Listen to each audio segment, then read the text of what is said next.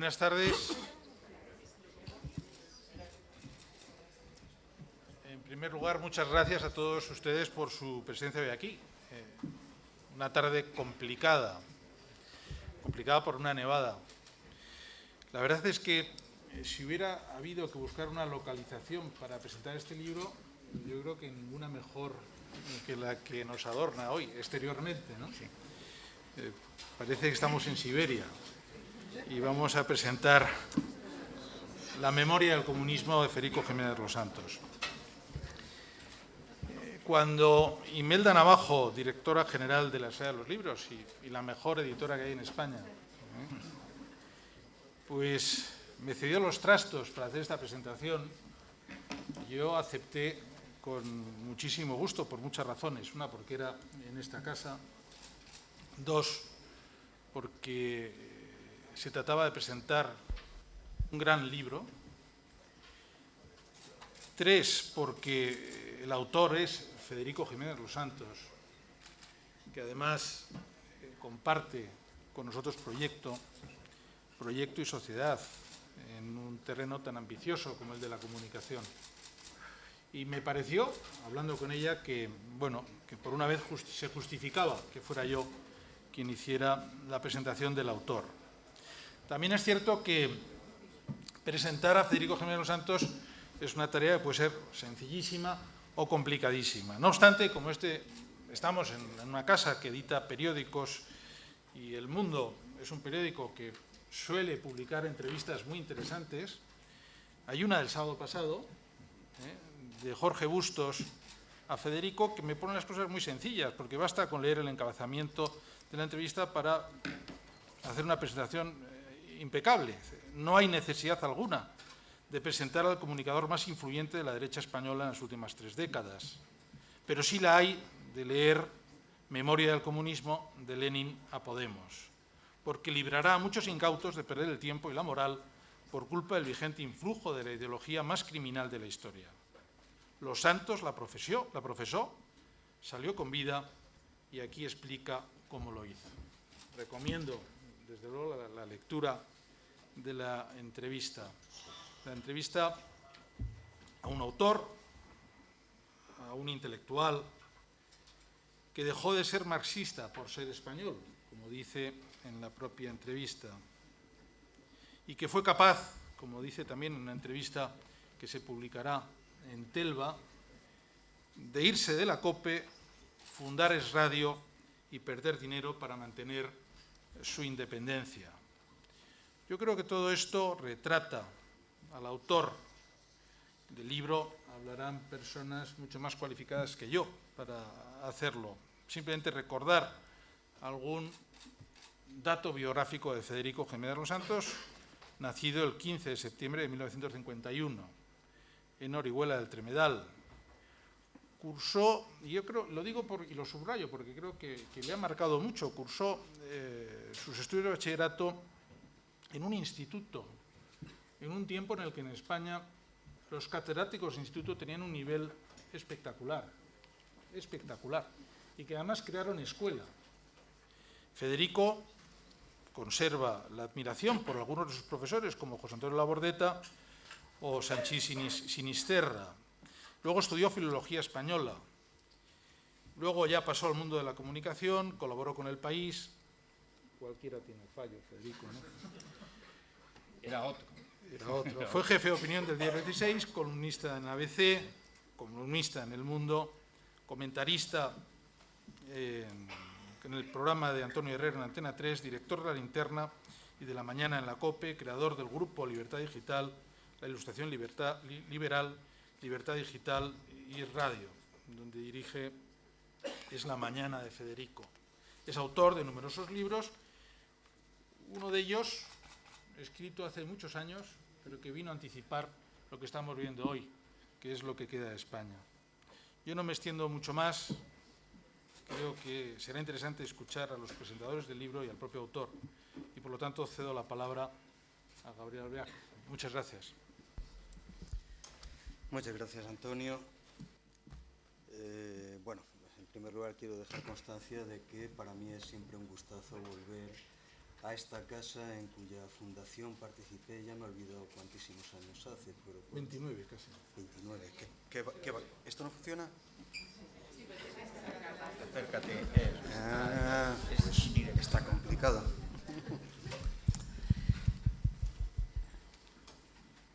Y agradecer en segundo lugar a Federico y a su editora, con la cual también colaboré durante una época, Imelda, por haber pensado en mí para la presentación de este libro, que sin duda de ningún tipo es un acontecimiento dentro del mundo intelectual español. Supongo que el único motivo para ello es que tenemos más o menos la misma edad y hemos tenido historias hasta cierto punto paralelas. Antaño, cuando yo era joven, sentí lo mismo que les pasa a otros muchos. Tenía la idea de dedicarme a la política tan pronto como fuera dueño de mis actos. Cuando un griego un ateniense de hace 2500 años escribe eso, lo escribe con la conciencia del retorno, con la conciencia de la vejez, con la conciencia de haber arruinado considerablemente su vida gracias a esa estúpida apuesta por la política de la cual no se puede extraer más que amargura. La lección de Platón en la Carta Séptima es exactamente la de que la política es el primer elemento ilusorio en la formación de las conciencias humanas y posiblemente el más perseverante. Lo que Federico nos ofrece en este libro, que yo he leído 2 veces, una primera en PDF, debo decirte que no te perdonaré nunca el estado en que acabaron mis ojos con el maldito PDF, y otra ya más tranquila en papel.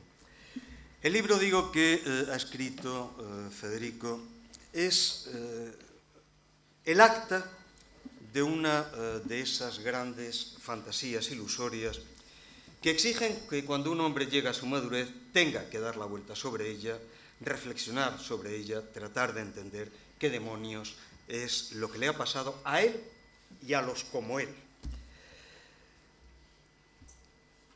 La excepcionalidad en este caso es que el comunismo no es una ilusión política como cualquier otra. Como Federico desde el arranque mismo del libro indica, el comunismo es una religión de suplencia. Ha operado en el siglo XX como una religión de suplencia y en sentido propio yo creo que, operando en términos puramente analíticos, el comunismo ha sido la religión del siglo XX. Nada en el siglo, ni para bien ni para mal, escapa al comunismo. Ni para los horrores, ni tampoco para la resistencia frente a esos horrores. Todo lo positivo, todo lo negativo del siglo se define en relación a ese significante que no se atiene a un significado concreto, sino a la configuración de esa especie de constelación de ilusiones que definen siempre el marco de una religión, y no de cualquier tipo de religión, sino de una religión monoteísta y estrictamente codificada en sí misma. Yo me sentiría inclinado a pensar más como Pipes, no como Federico, que esa religión del siglo presenta la extraordinaria ventaja de que queda cerrada con el siglo. La tesis de Pipes, el comunismo tiene una historia, tiene un pasado, pero dudosamente un futuro, para mí me parece bastante convincente, lo cual no es ningún signo de optimismo. Uno que es de tradición freudiana sabe perfectamente que en materia de abominaciones religiosas, una abominación religiosa solo desaparece para dar pie a otra, y yo tengo mis serias dudas de que mis descendientes, cuando dentro de 3 generaciones se hallen estrictamente sumergidos en la totalización de una Europa islámica, consideren su tiempo muchísimo mejor que el nuestro. ¿Qué tipo de religión fue el comunismo? se pregunta Federico, un monoteísmo salvacionista con una peculiaridad que lo hace particularmente arriesgado. El hecho de que ese monoteísmo salvacionista haya quedado ínsito en el ámbito de lo mundano. Los monoteísmos trascendentes tienen un elemento corrector, situado precisamente en la figura de ese arquetipo regulador de valores que se sitúa en la imagen, el paradigma del Dios que rige todos los procedimientos. Un monoteísmo mundano, es decir, un monoteísmo sin ningún tipo de regulación externa, es casi inevitablemente una máquina de matar, y una máquina de matar tan eficaz cuanto autosatisfecha. Porque opera en los términos de la consecución de finalidades que van mucho más allá de cualquiera de los costes que se puedan ejecutar en este mundo. Si lo que el sacerdote de esa religión mundana tiene entre las manos es el acceso de la humanidad a un infinito sin límites, comprenderán ustedes que 6 millones, 20 millones o 100 millones de muertos son una gota de agua en el infinito. ¿Cuál será el origen de esto? Yo pienso que el origen habría que buscarlo en ese momento, para mí, funesto para la historia de Europa, que es el nacimiento del romanticismo en la última década del siglo XVIII. Cuando tres personajes maravillosos, los tres, probablemente las mejores cabezas de su tiempo, escriben en un borrador fragmentario que solo se nos conserva en una copia, ni siquiera tiene fecha, pero es hacia 1795-96 con seguridad.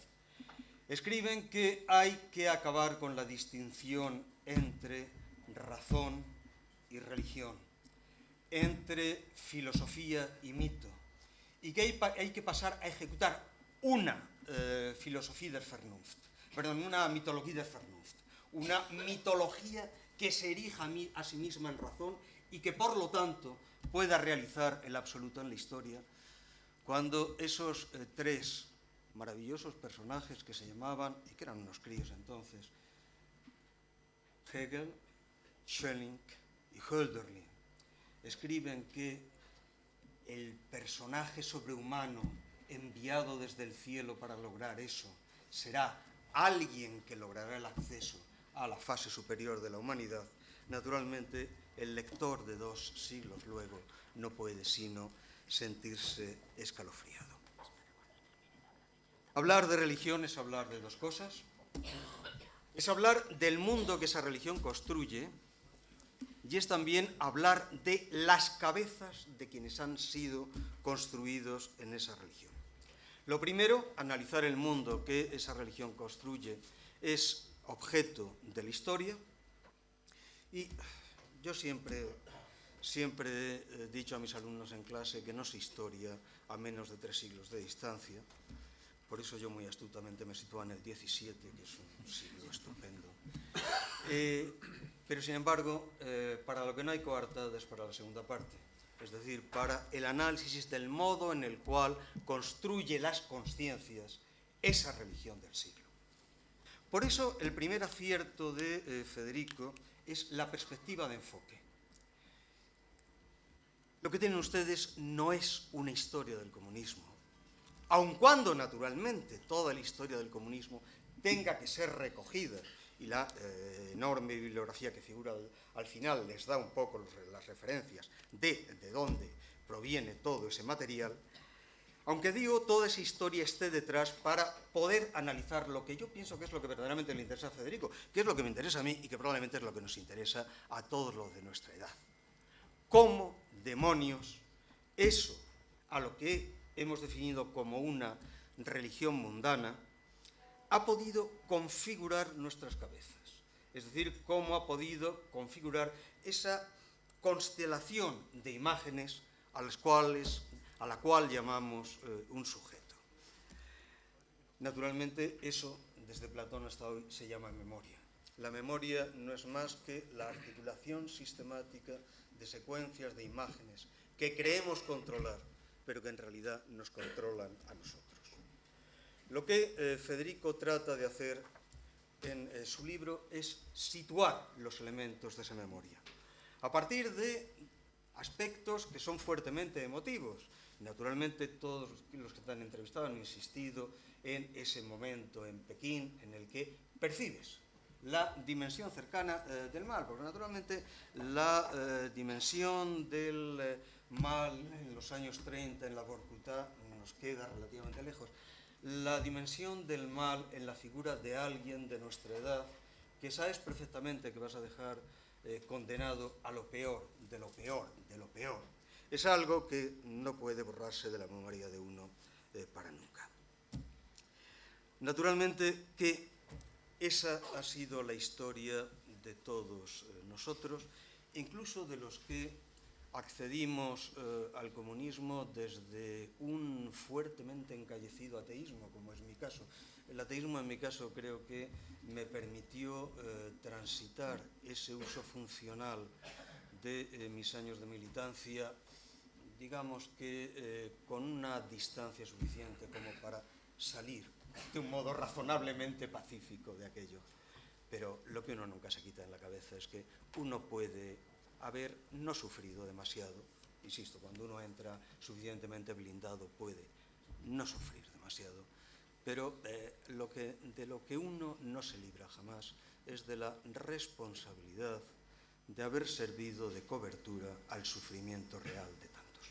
Y bueno, el libro de Federico es un acta de eso, y yo creo que eso es algo que todos los de mi generación tienen que agradecer y que los de cualquier generación tienen que considerar en tanto que un elemento de estudio sin el cual habrán pasado por un siglo que ya afortunadamente no existe sin haber entendido nada de las angustias, de las grandezas, de las paradojas y de las infinitas miserias de ese siglo.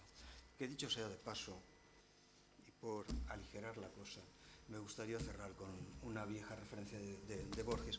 Todos los hombres creen vivir en el peor de los mundos posibles.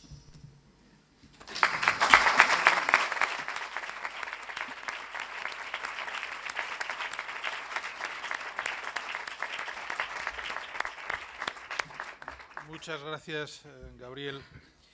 Tiene la palabra ahora Mira Milosevic. Bueno, hola, muy buenas tardes a todos, gracias por venir.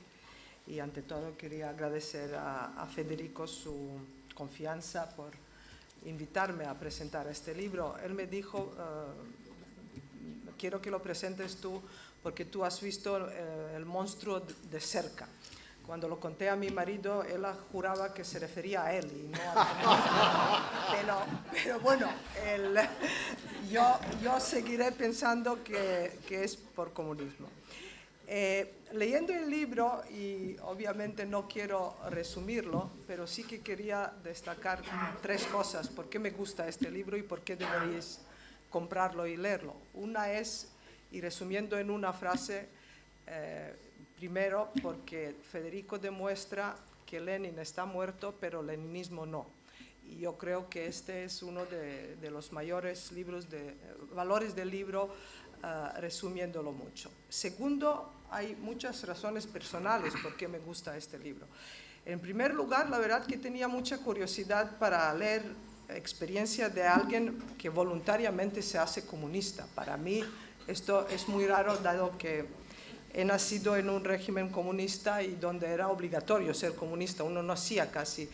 Bueno, nacía, luego era pionero, luego era de juventudes comunistas, luego era el comunista, y era un proceso de iniciación en el mundo de ideología, de cuasi política y de comunismo. Entonces, siempre me preguntaba cómo alguien se hace voluntariamente comunista, y tengo que confesar que desde otro lado del muro justo odiábamos este tipo de gente, porque daba credibilidad a un régimen que a nosotros nos parecía absolutamente inaceptable, y cómo alguien pues puede apoyarlo y creer en él. Luego, viniendo ya y viviendo en Occidente, yo creo que es muy cómodo y muy agradable ser de izquierdas y comunista viviendo en Occidente. Es la combinación perfecta, quiero decir, un estado de bienestar y unas condiciones de vida magníficas, y luego una ideología y una corrección política y unas buenas intenciones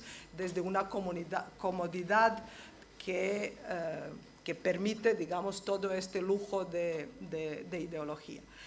Pero dicho todo esto, yo creo que este libro impacta en la primera página, y también me impactó mucho allí en la página 670, ya final. En la primera impacta con la frase que dice: la única manera respetable de acercarse al comunismo es a través de sus víctimas. Creo que es un punto de partida absolutamente inevitable. Es un punto de partida necesario, ético, y es un punto de partida que creo que cada persona que quiere reflexionar sobre el comunismo tiene que tener en cuenta. Federico no se cansa de repetir esto de 100 años y 100 millones de víctimas, que es cierto y que creo que es uno de los hilos conductores de toda narración, y es lo que impacta y lo que también sirve de una lección de intentar que no se repita si es posible.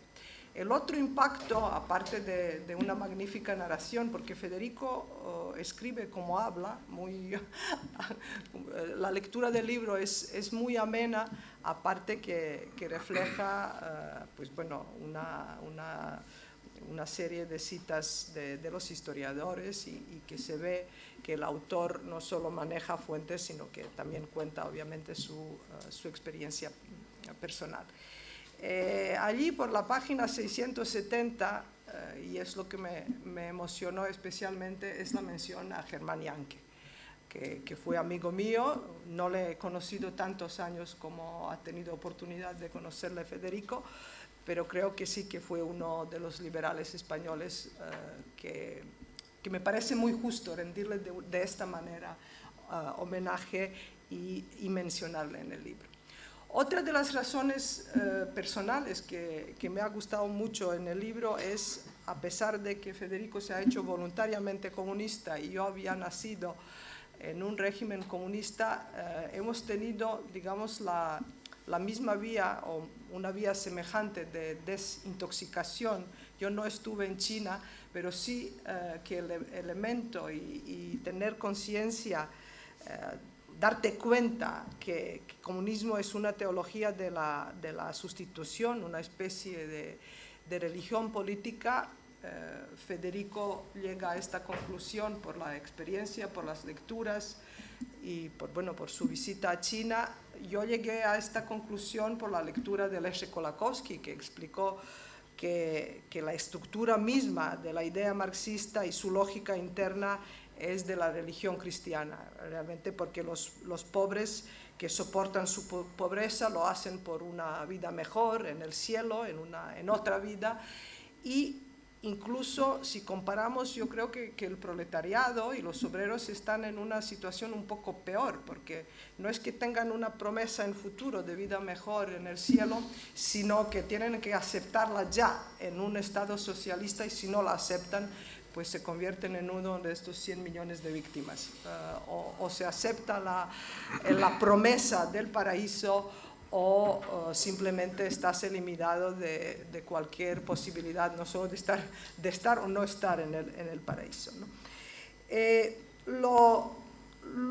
Otra de las cosas que creo que Federico capta muy bien, y aunque no vive en un régimen comunista, es que el problema del comunismo es el comunismo mismo, ¿no?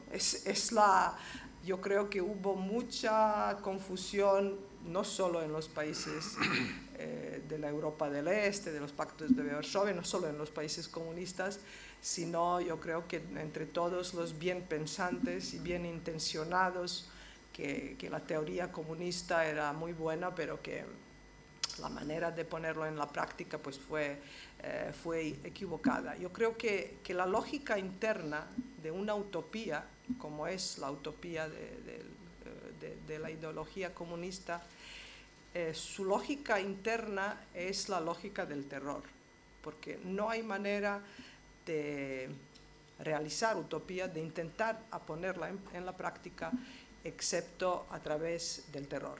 Y yo creo que una de las principales razones de 100 millones de víctimas del comunismo es esta, porque el comunismo realmente no puede sostenerse sin el terror, porque voluntariamente poca gente realmente elige comunismo o antes o después se da cuenta que el comunismo realmente es inviable y inaceptable. Otra de lo que yo destacaría, y es el tercer punto, porque me gusta este libro, he elegido estos tres puntos a destacar, para no hablar de todo, he dicho que este libro invita a la reflexión.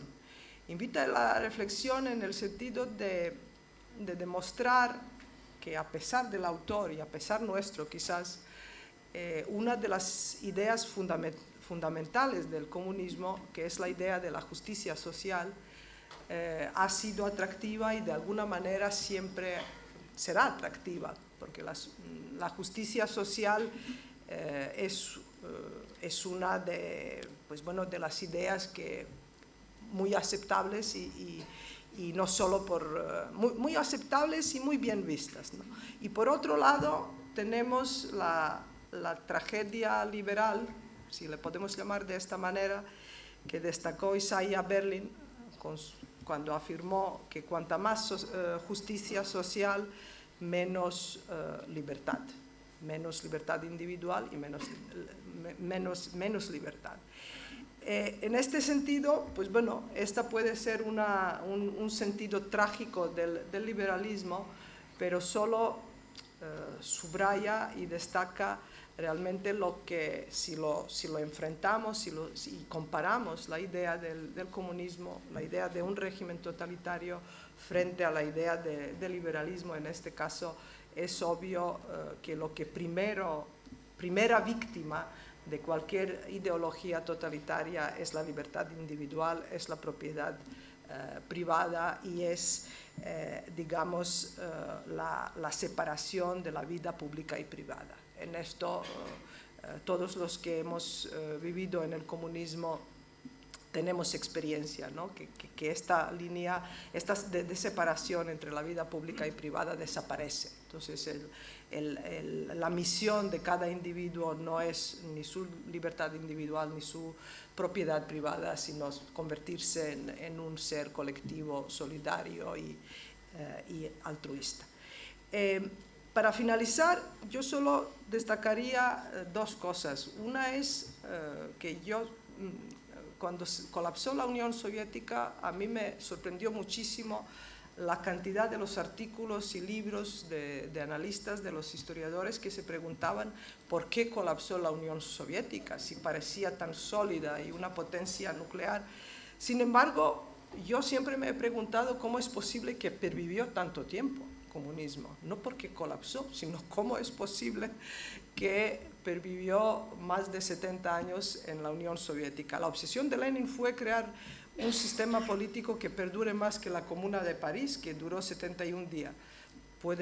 Lo superó con creces, puede estar orgulloso, el suyo duró 74 años y duró porque por efecto y la labor propagandística del régimen y de los comunistas, por el terror, obviamente, como dijo Lenin, el régimen dispuesto a ejercer un terror ilimitado no puede ser derivado. Esto suena a Robespierre, al maestro de Lenin.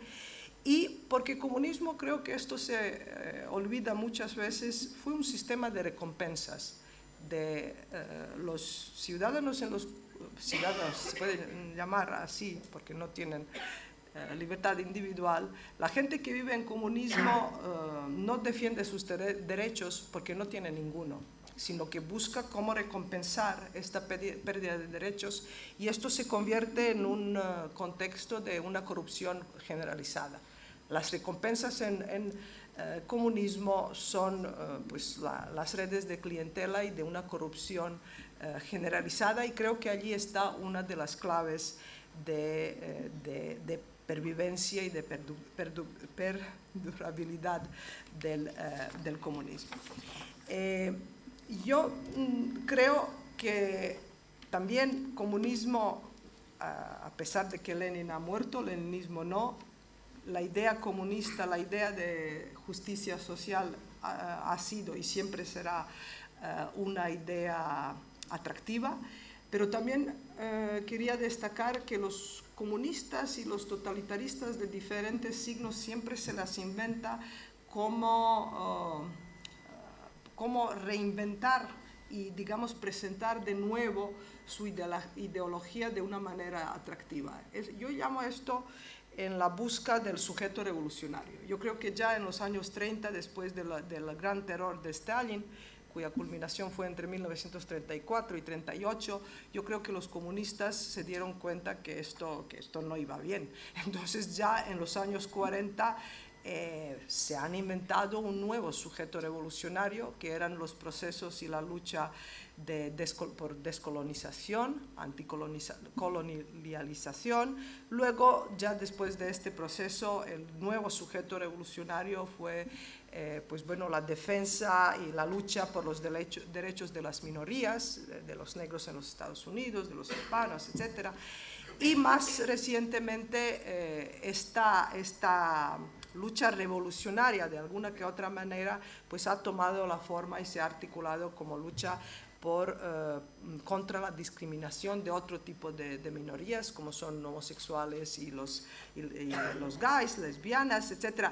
Quiero decir que siempre hay que crear una revolución, aunque obviamente luchar hoy en día por los derechos de estas minorías no tiene elemento tan grave de totalitarismo y terror, pero sí de una generalización, de corrección política y sobre todo de este punto de revolución, ¿no?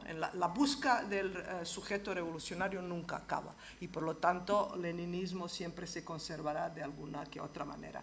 Y para acabar, no quiero contradecir ni a Gaby ni a Borges, pero no está mal citar a Quevedo. Quevedo dijo: no siempre lo peor es cierto. Así que como un equilibrio...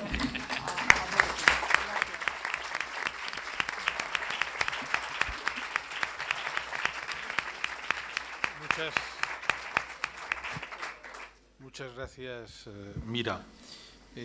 Antes de dar la palabra a Federico Jiménez Los Santos, creo que se va a proyectar un vídeo. Por lo tanto, damos entrada al vídeo.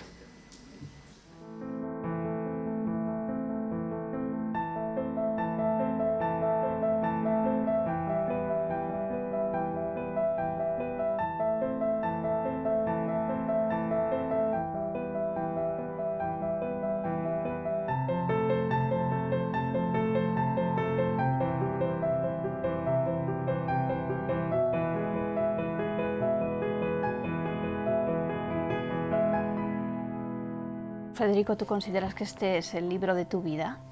Bueno, es el de una parte importante de mi vida, desde luego. Lo abro y que me quedo prendado. Y a las 9 de la mañana, así el día siguiente, lo pude soltar. Me has enseñado unas cuantas cosas que me vienen muy bien sobre la propia historia que yo llevo 20 años trabajando. Es una historia que ha generado toneladas de bibliografía. Abrirse paso por esa bibliografía nos ha llevado a todos una vida. Bueno, lo que dice Federico es que el comunismo es la mayor tragedia del siglo XX, pero que esto llega hasta ahora mismo, y también tiene la otra cara, que es cómo muchas veces las llamadas derechas han tenido una ceguera que no han querido enterarse, la ceguera voluntaria. ¿Por qué 100 años después y 100 millones, más de 100 millones de muertos después, el comunismo todavía es una cosa respetable? Pues porque no lo estudiamos. Hay muchísimos datos que yo no tenía. Bibliografía internacional de primera mano. Mira, esto es el trabajo real, esto es solo la documentación, una parte de la Madre documentación mía. del capítulo del campesino. Sí quiero decir que es un libro trabajado de mucho tiempo. El que más me ha fascinado, Congreso en el 18, donde vinieron, digamos, líderes sindicales, pensadores, socialistas y comunistas de medio mundo, se pusieron a hablar de qué estaba pasando en Rusia, o sea, de si era aceptable que Rusia se hubiera convertido en un matadero. Y dijeron que sí, que era razonable y que en realidad la revolución era eso. Es decir, que si la gente no podía matar a quien le diera la gana cuando le diera la gana, no había revolución. En la parte del comunismo español hay retratos de personajes donde se ven, bueno, las miserias humanas de tanta gente de la izquierda española. Para Santiago Carrillo los muertos nunca tuvieron valor de ningún tipo y daba exactamente igual que fueran del bando contrario o que fueran del bando propio. Anecdóticamente hay una cosa que son listas de checas. Claro, y enseguida yo he ido, supongo que como cualquier lector normal, dices, oye, en Madrid, ¿dónde estaban las checas? Ah, mira, cerca de mi casa había una, claro.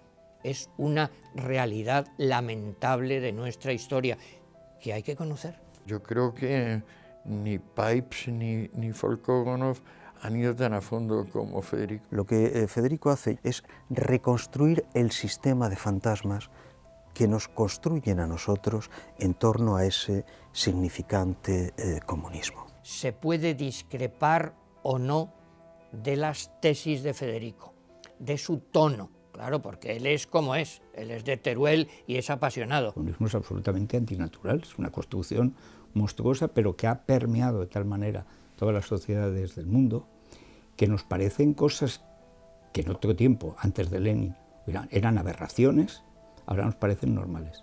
¿Cómo os habéis atrevido a presentar la empresa más homicida como si fuera la empresa más humanista? Es mentira todo. Como muchos occidentales, ejemplo claro, Wilson, Lloyd George, no quisieron enterarse y por no querer hacer la guerra, simbólicamente perdieron la guerra y el honor. Es como cuando hablamos de la ETA y tú dices, no, perdone, o sea, la base de la ETA es la gente que dejó mutilada o que han cortado el hilo de su vida porque era la gana. Esa es la parte que interesa, no me interesa nada lo que piensen esos memos. También usa una frase muy literaria, muy bonita, de don Manuel Azaña, la musa del escarmiento. Nos debería guiar un poquito, mirar la historia para escarmentar de errores pasados. ¿Por qué sobrevive el comunismo? Ha fracasado en todas partes, ha matado, ha empobrecido, ha triturado las sociedades. ¿Por qué sigue funcionando?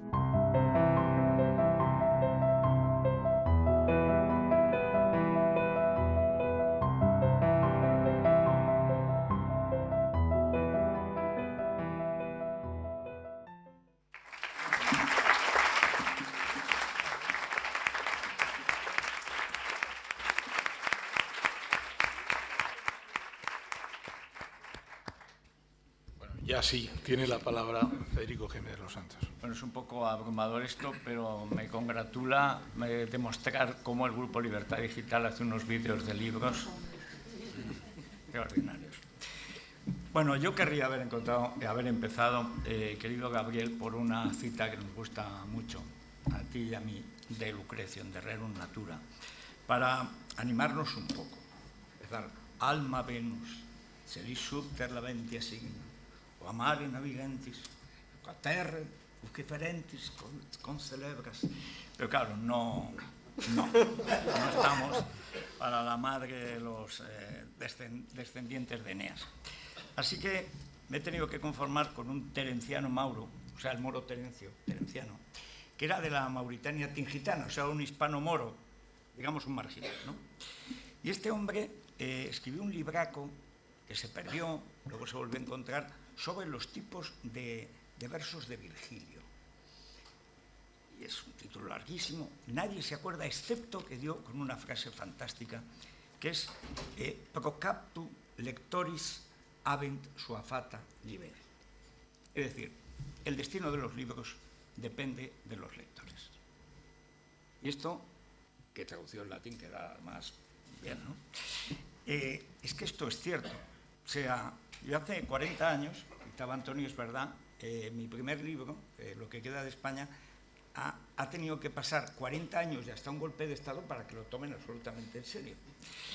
Las cosas, no sé si vivimos en el peor de los mundos, pero en este caso han mejorado, porque esta, a 40 horas antes de ponerse a la venta, ya llevaba 2 ediciones. O sea que es una cosa sorprendente. Estaba firmando libros y de pronto me llega un mensaje de Amazon, que no sé si lo podemos ver, porque es una cosa como si te apareciera un muerto o algo así. Ahí. Federico, basándonos en tu actividad reciente, te recomendamos. Bueno, esto es rigurosamente así. El otro día que había estado con Imelda precisamente viendo a gente que pasando un frío horroroso, no nevaba, pero el frío lo veía venir. Digo, bueno, evidentemente entonces este libro ha dado con algo que evidentemente la gente buscaba, porque los libros buenos o malos, a veces si escribes un buen libro no tiene ninguna repercusión, otro malo, y este por alguna razón que trato de entender, pues desde antes ya de salir ya era un libro demandado. Primero, no hay libros sobre el comunismo. Historias del comunismo algunas, la más breve y la mejor es la de Mira. Historia del comunismo en España, pues está el libro canónico, y además quiero agradecer que esté aquí Stanley Payne, que es mi maestro, que es el historiador que mejor ha estudiado la presencia real de Stalin y el comunismo, que son 2 cosas distintas, que ha sido una de las guías para una de las partes del libro más hirientes, digamos, para los malos. Pero fundamentalmente aquí ha pasado algo que probablemente tiene que ver con el hecho de que cuando se cumplía 25 años de la caída del muro, de pronto un partido comunista que se llamaba a sí mismo leninista tiene 5 millones de votos. Y vamos a ver, aquí algo está pasando. Y además tiene una presencia abrumadora en los medios de comunicación. Y además presume de tener las universidades, y las tiene. Y además presume de tener la educación, y la tiene. Y además presume de marcar la agenda de los partidos políticos, y la marca. Bueno, algo está pasando aquí. O sea, ¿cómo es posible que 25 años después de constatar, como decía, mira, no que se hundiera, sino por qué no se ha hundido antes? Porque todo lo que hemos sabido que había detrás del muro, infinitamente peor que todo lo que sospechábamos o entreveíamos, pues sin embargo ha sobrevivido. Bien, yo creo que hay un hecho que es de sorpresa. Como siempre uno se sorprende ante el mal. Y bueno, pero ¿por qué este niño le pega a otro si no le ha hecho nada? Bueno, porque el mal existe en el mundo. El mal existe, el ser humano es malo. Y es malo. Y como digas que es bueno, cometes el error de tu vida, porque además te van a dar por todas partes.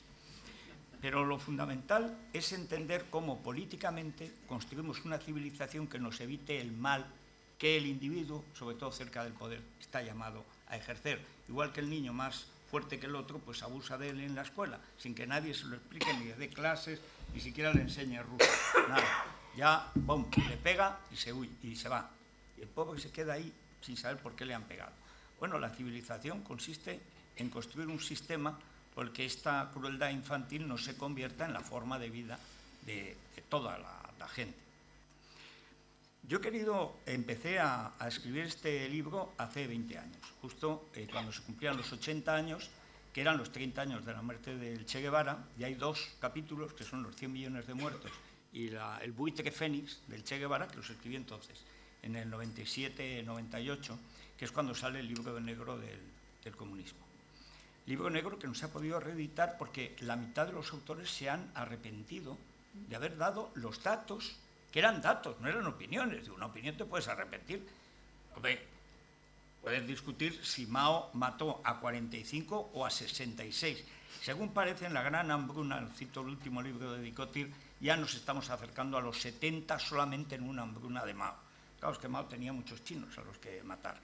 Pero yo entiendo que puedas decir, bueno, pues esa estadística pues hay que revisarla al alza o a la baja. Pues en el Gulag pasaron 27 millones, pero de ahí sobrevivieron 17 o 5. Bien, discutible, porque al final son los demógrafos. Mató tanto el comunismo que solo la demografía nos permite acercarnos a los que tenían que estar vivos y además a los que tenían que haber nacido y no nacieron. Entonces, por alguna razón, ese libro no acababa de verlo yo claro, a pesar de tener 2 capítulos fundamentales escritos, porque era la historia de los comunistas, pero no era la historia del comunismo. Y yo tenía que de alguna manera, no, entonces lo intuía, es decir, no me convencía. Y es por lo que decías, Gabriel, de que realmente hay que entender qué es lo que nos mueve a, en un momento dado, hacernos con una visión del mundo e imponérsela a los demás. Ponérsela por su bien. La ventaja que tiene el comunismo es que le impone a la gente por su bien o por su mal, pero se le impones. Y claro, esto te da una ventaja enorme, que es lo que cito a Besançon en algún momento, que dice, no, los comunistas franceses, ¿vale?, para todos, no eran comunistas a pesar de los crímenes del comunismo, lo eran por los crímenes del comunismo. Porque hay una parte diabólica del comunismo y es que para hacer el bien te permite hacer todo el mal. Claro, eso, el niño monstruo que todos llevamos dentro, uno más que otros, ¿no? Pero en fin, dice, hombre, esto es fantástico. Primero me salvo yo, luego salvo a la humanidad y además voy a hacer lo que me dé la gana y nadie me va a tomar cuentas, al contrario. Si fuera del PP todavía, ¿verdad? Pero no. Pero este poder del comunismo de venderte el mal haciendo el bien, claro, esto es irresistible. En una religión laica, que no es lo mismo que una religión exactamente atea. Me acordaba cuando citabas a Robespierre, que uno de sus actos últimos públicos es cuando iba al culto al Ser Supremo, hace una procesión y él va con un ramo de espigas. Claro, ir con un ramo de espigas y pedir la hoz era lo mismo y es exactamente lo que le pasó y merecía. Pero hay un momento en el que Robespierre empieza a ser Robespierre, que es justo en el 93, cuando hace su proyecto de constitución contra la propiedad.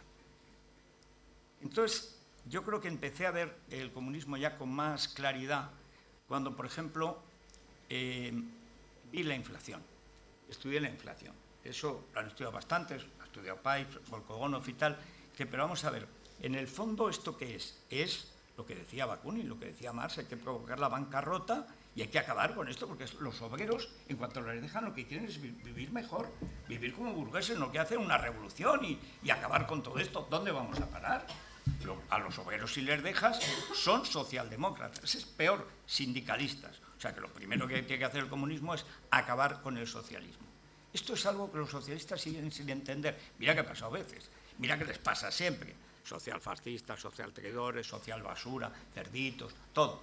Pues siguen siendo, y este es uno de los trabajos primeros que me puse hace más o menos un año, que es en qué momento empieza la mentira a ser la garantía del terror. El comunismo dura tanto porque da miedo y porque además es mentira. Pero esa mentira machacada sobre el terror, naturalmente, está presente en todo momento. ¿Qué es lo que yo creo que vale la pena del libro? Dentro, naturalmente, los lectores, cada uno, pues, capto lectores, es decir, que cada uno hará lo que le parezca, encontrará lo que le interese. Yo lo que he intentado es encontrar cuál es la clave, y la clave, efectivamente, es la propiedad. El comunismo es una ideología contra la propiedad. Si se ataca la propiedad al destruido, no la libertad, al individuo. El individuo es propietario de sí mismo. Esta es la primera libertad. Es propietario de su fuerza de trabajo y de su salario y de su dinero y de las cosas que compre. Y es sagrado. No se puede diferenciar ser y tener. El que es, tiene. Y el que tiene, es. Y el momento en que lo diferencias, pues una cosa se impone sobre la otra. Te quitan lo que tiene y luego te quitan el ser porque a la gente no le gusta que le roben y entonces hay que matarla. En el fondo del comunismo, lo que empieza Lenin con el golpe de octubre, que viene de atrás, pero Lenin es el que concreta, Lenin es el Big Bang del terror. En unos meses está todo lo que ha sido más de 100 años de comunismo en el mundo. Todo está en Lenin, todo. Pero lo fundamental, le roba todo a todos los rusos y si se quejan los mata. Y por si se quejan, los mata también. Y por si se pudieran quejar en el futuro, los sigue matando. Y esta es la realidad del comunismo. Es, por tanto, lo que en última instancia yo he querido añadir, tal vez sospechando, no sé, estas cosas que a veces uno imagina, que además de hablar de la guerra de España como la última gran fantasmada, la falla del antifascismo, en fin, incluso Orwell y otros genios posteriores entraron en eso. ¿Cuál es la clave, digamos, para ahora, para entender el comunismo y sobre todo para combatirlo, que es la única manera de entenderlo.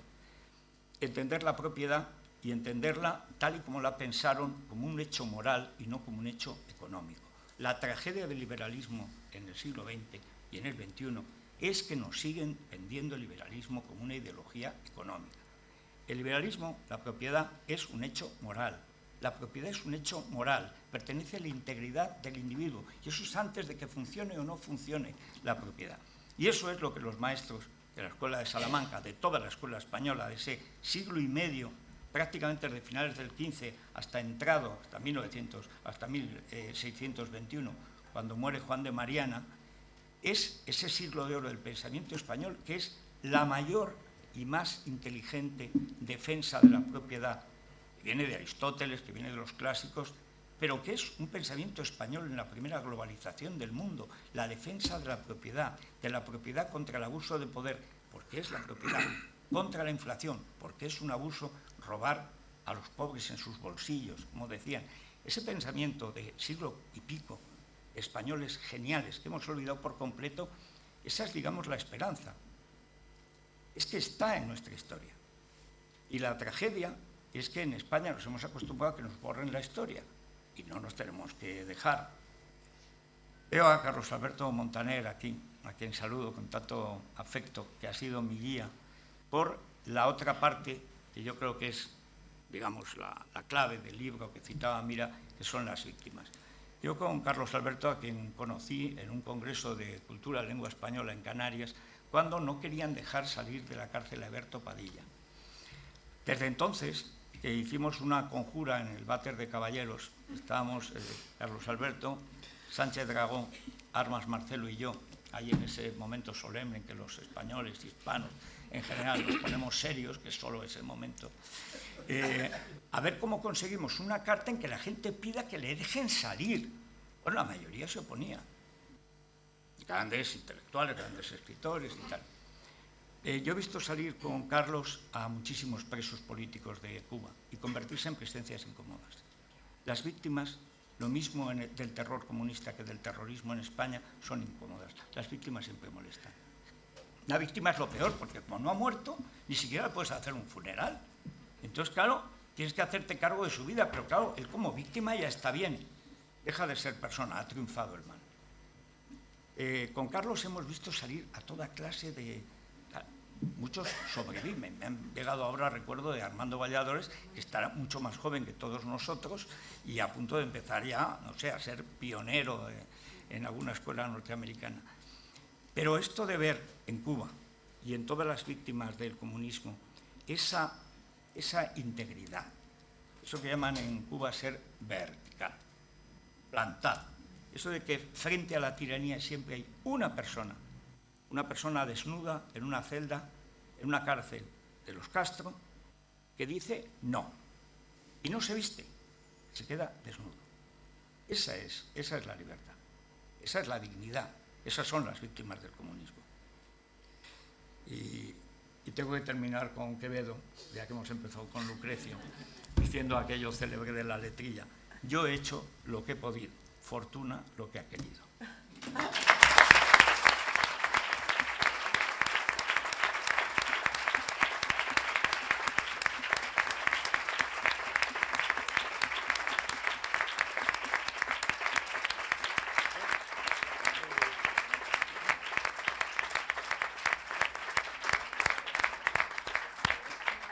Pues muchísimas gracias, Federico. Federico va a quedarse para firmar libros a quien quiera tener un libro dedicado por él.